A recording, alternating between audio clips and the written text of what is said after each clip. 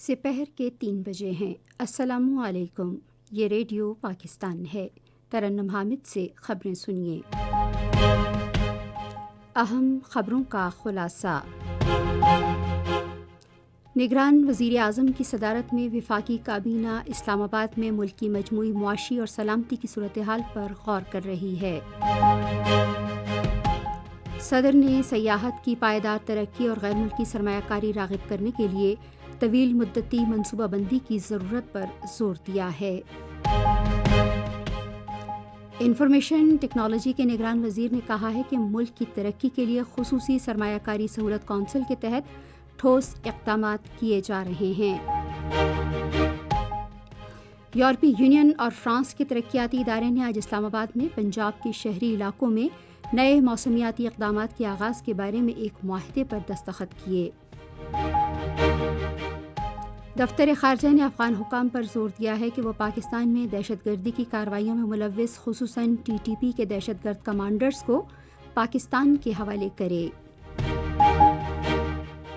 اسلامی تعاون تنظیم نے بھارت کے غیر قانونی زیر قبضہ جموں کشمیر کی متنازع حیثیت سے متعلق بھارتی سپریم کورٹ کے فیصلے پر تشویش کا اظہار کیا ہے۔ اور پاکستان اور آسٹریلیا کے درمیان پہلا کرکٹ ٹیسٹ کل پرتھ میں شروع ہوگا۔ اور اب خبریں تفصیل کے ساتھ۔ وفاقی کابینہ کا اجلاس نگران وزیر اعظم انوار الحق کاکڑ کی صدارت میں اسلام آباد میں جاری ہے۔ اجلاس میں ملک کی مجموعی معاشی اور سیکیورٹی صورتحال پر غور کیا جا رہا ہے۔ سمندری امور، مواصلات اور ریلویز کے نگران وزیر شاہد اشرف تارڑ نے آج اسلام آباد میں نگران وزیر اعظم انوار الحق کاکڑ سے ملاقات کی اور مختلف امور پر تبادلہ خیال کیا۔ صدر ڈاکٹر عارف علوی نے سیاحت کی صنعت کی پائیدار ترقی اور اس سلسلے میں بیرونی سرمایہ کاری راغب کرنے کے لیے طویل مدتی منصوبہ بندی کی ضرورت پر زور دیا ہے۔ انہوں نے آج اسلام آباد میں تیسری sustainable mountain sports tourism conference سے خطاب کرتے ہوئے کہا کہ غیر ملکی سیاحوں کی توجہ حاصل کرنے کے لیے بہتر شاہراہیں، اچھا نظم و نسق اور صاف ستھرا ماحول اہم کردار ادا کرتا ہے۔ صدر نے کہا کہ سیاحتی صنعت اور کھیلوں کو مزید سہولتوں کی فراہمی وقت کی ضرورت ہے۔ انہوں نے کہا خصوصاً کوہ پیمائی بھی ریونیو کا اہم ذریعہ ہو سکتی ہے۔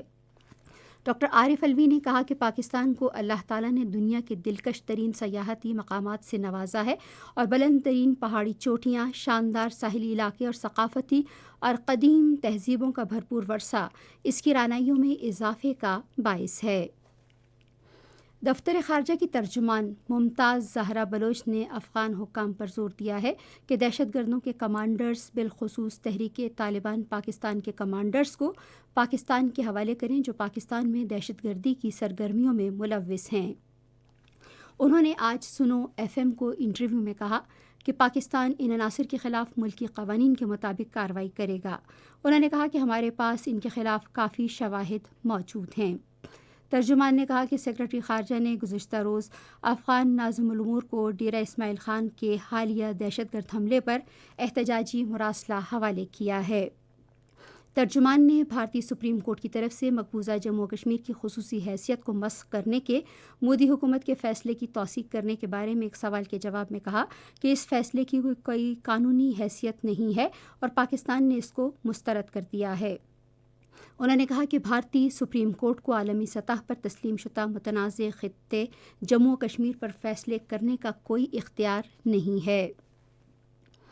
انہوں نے کہا کہ دنیا کا کوئی ملک مقبوضہ جموں و کشمیر کو بھارت کا ٹوٹا انگ تسلیم نہیں کرتا۔ انہوں نے کہا کہ بھارتی مہم کے پس پردہ محرکات بالکل واضح ہیں۔ انہوں نے کہا کہ جہاں تک اس سوچی سمجھی مہم کا تعلق ہے، اس کا مقصد کشمیریوں کو ان کی اپنی سرزمین پر اقلیت میں تبدیل کرنا ہے اور کشمیری عوام اور پاکستان اس مسئلے کے بنیادی فریق ہیں جنہیں بھارت نے کبھی تسلیم نہیں کیا۔ ترجمان نے کہا کہ پاکستان کشمیریوں کو جائز حق خود ارادیت ملنے تک عالمی سطح پر ان کے لیے آواز اٹھاتا رہے گا۔ ترجمان نے کہا کہ پاکستان بھارت کے ساتھ مذاکرات کے لیے تیار ہے، تاہم یہ مذاکرات برابری کی بنیاد پر اور کشمیریوں کے نصب و لین پر سمجھوتہ کیے بغیر ہوں گے۔ انہوں نے کہا کہ بھارت کو پاکستان کے ساتھ مذاکرات کے لیے 5 اگست 2019 کے غیر قانونی اقدامات منسوخ کرنا ہوں گے۔ بھارت کے ساتھ جب بھی مذاکرات ہوں گے کشمیر کا تنازع سر فہرست رہے گا۔ انہوں نے کہا کہ پاکستان اپنے کشمیری بہن بھائیوں کو کبھی تنہا نہیں چھوڑے گا۔ ممتاز زہرا بلوچ نے کہا کہ بھارت جنوبی ایشیا اور دنیا بھر میں قتل اور اغوا کی وارداتوں کا مرتکب ہوا ہے اور اس کی جاسوسی اور دہشت گردی کا نیٹ ورک پوری دنیا میں پھیل چکا ہے۔ کینیڈا میں ایک سکھ رہنما کے قتل اور امریکہ میں ایک سکھ رہنما کے قتل کی سازش کی مذمت کرتے ہوئے ترجمان نے کہا کہ بتدریج لیکن یقیناً بھارت دنیا کے سامنے بے نقاب ہو رہا ہے۔ امریکہ میں سکھ رہنما کے قتل کی سازش ناکام بنا دی گئی تھی۔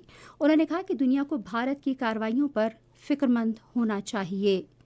یہ خبریں آپ ریڈیو پاکستان سے سن رہے ہیں۔ انفارمیشن ٹیکنالوجی کے وزیر ڈاکٹر عمر سیف نے کہا ہے کہ خصوصی سرمایہ کاری سہولت کونسل کے تحت ملک کی ترقی کے لیے ٹھوس اقدامات کیے جا رہے ہیں۔ انہوں نے انفارمیشن ٹیکنالوجی سے متعلق ایک سیمینار سے خطاب کرتے ہوئے کہا کہ خصوصی سرمایہ کاری سہولت کونسل کے فورم نے سول اور فوجی قیادت اور شراکت داروں کو ایک جگہ اکٹھا کر دیا ہے۔ وفاقی وزیر نے کہا کہ ڈیفنس ہاؤسنگ اتھارٹی آئندہ 2 سال میں کراچی کے شمالی اور جنوبی اضلاع میں خصوصی ٹیکنالوجی زونز قائم کرے گی۔ انہوں نے کہا کہ انفارمیشن ٹیکنالوجی کے شعبے میں انقلابی اقدامات سے ملک کی معیشت مستحکم ہو سکتی ہے۔ نجکاری کے وزیر فواد حسن فواد نے کہا ہے کہ متحدہ عرب امارات کی کمپنی اتصالات کے ساتھ $80 کروڑ کی ادائیگی کا مسئلہ جلد حل ہو جائے گا۔ انہوں نے وائس آف امریکہ کو ایک انٹرویو میں کہا کہ پی آئی اے کی جلد نجکاری کے لیے تمام ممکنہ کوششیں کی جا رہی ہیں۔ اس وقت پی آئی اے کے ہوا بازی کے شعبے کی نجکاری ہماری اولین ترجیح ہے۔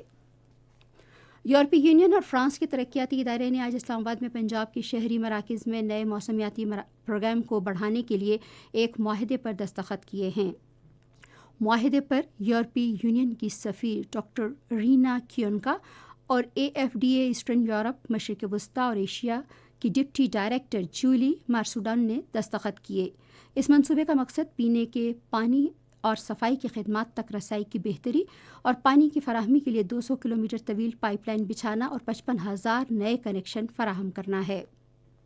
اس موقع پر اظہار خیال کرتے ہوئے یورپی یونین کی سفیر نے موسمیاتی تبدیلی کی روک تھام کے لیے اقدامات میں پاکستان سے تعاون اور سرسبز و شاداب پاکستان کے لیے یورپی یونین کی کوششوں میں اضافے کا عزم ظاہر کیا۔ غیر قانونی طور پر مقیم افغان باشندوں سمیت غیر ملکیوں کی ان کے ملکوں کو باعزت اور محفوظ واپسی کا سلسلہ جاری ہے۔ گزشتہ روز 2023 غیر قانونی افغان باشندے اپنے ملک واپس چلے گئے۔ اب تک 4,26,865 غیر قانونی طور پر مقیم افغان باشندے افغانستان واپس جا چکے ہیں۔ سیکیورٹی فورسز نے پاک افغان تورخم سرحد پر ہتھیار اسمگل کرنے کی کوشش ناکام بنا دی ہے۔ تفصیلات کے مطابق جدید امریکی ہتھیار افغانستان سے پاکستان آنے والے ایک ٹرک میں پیاز کی بوریوں میں چھپائے گئے تھے۔ برآمد کیے گئے اسلحے میں جدید امریکی ساختہ M4 کلاشنکوف میگزین، مختلف اقسام کی ہزاروں گولیاں، امریکی رائفل، گرینیڈز، رات کو دیکھنے والے چشمے اور لیزر بیمز شامل ہیں۔ ٹرک افغان ڈرائیور کو بھی گرفتار کر لیا گیا ہے۔ ہتھیار اور گولہ بارود پاکستان میں دہشت گردی کی کارروائیوں میں استعمال کے لیے اسمگل کیے جا رہے تھے۔ اسلامی تعاون تنظیم نے بھارتی سپریم کورٹ کے حالیہ فیصلے پر تشویش ظاہر کی ہے، جس میں مودی حکومت کی طرف سے 5 اگست 2019 کو بھارت کے غیر قانونی زیر قبضہ جموں و کشمیر کی خصوصی حیثیت کو ختم کرنے کے غیر قانونی اور یک طرفہ اقدامات کو برقرار رکھا گیا ہے۔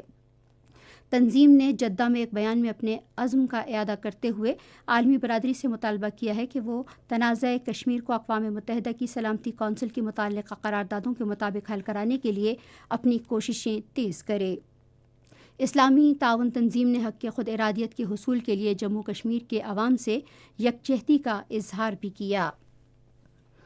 کل جماعتی حریت کانفرنس آزاد جموں کشمیر شاخ نے اقوام متحدہ اور اس کے مستقل ارکان کی توجہ بھارت کے غیر قانونی زیر قبضہ جموں کشمیر کی خصوصی حیثیت ختم کرنے کے بارے میں بھارتی سپریم کورٹ کی جانب سے بھارتی حکومت کے 5 اگست 2019 کے اقدام کو جائز قرار دینے کے فیصلے کی طرف مبذول کرائی ہے۔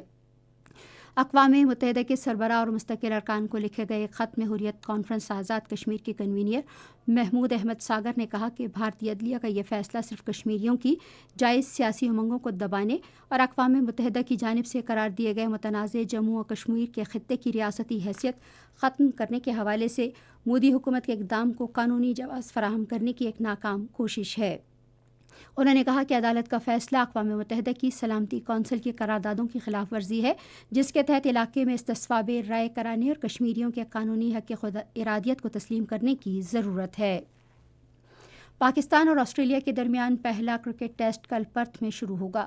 دونوں ٹیموں کے درمیان دوسرا ٹیسٹ رواں ماہ کی 26 تاریخ سے میلبرن، جبکہ تیسرا ٹیسٹ میچ آئندہ ماہ کی 3 تاریخ سے سڈنی میں کھیلا جائے گا۔